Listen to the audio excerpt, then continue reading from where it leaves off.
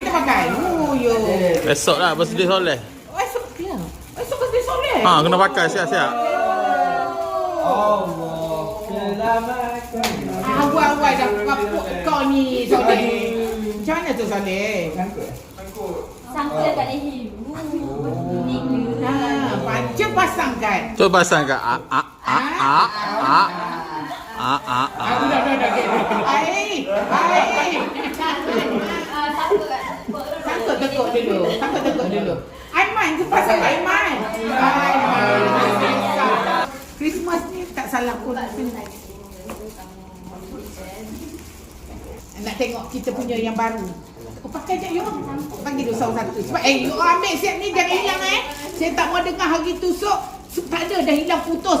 You all ganti bayar. Kita dulu semua bayar. Pakai kita tengok.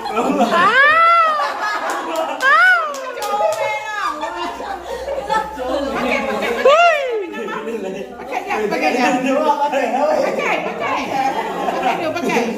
Saya nak gambar. Pakai. Gambar. Pula ilmu kau.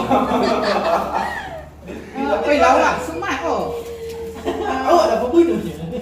Pakai juga Aiman. Kau kenapa Aiman? Mana Aiman punya mana? Pakai. Saya jangan kata tak ada. Mono ambil saya punya.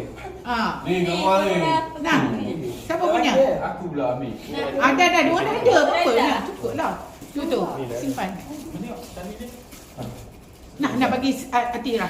Atira dah ada. Itu belum buka. Pakai lain dah buka. Simpan. Ada spare. Awak beli berapa simpan? Spare satu je. Spare satu je. Korang saya mohon jaga tak ada istilah putus. Putus turun mak jahit. Saya tak nak kata tak pakai sebab putus. Kena baik. Comel Soleh macam. Semak. Cepat. Saya nak bergambar. Cepat. Oi, comel. Lawa. Bantu cantik gila. Bagus ya aku mari. Tak boleh bayar ke Hafiz pakai. Hafiz, kau tak muat kat sini. Hafiz kau buat riba atas kepala. Saya pun sengit ni. Ada sengit ni lah.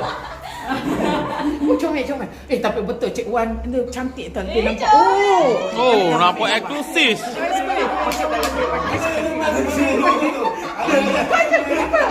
Kenapa? Pakai dekat ini. Pakai ini. Korang putus kan? Pakai macam ni pernah dia kena speaking. Betul. Wow, Hello, fuck. boy. Ya.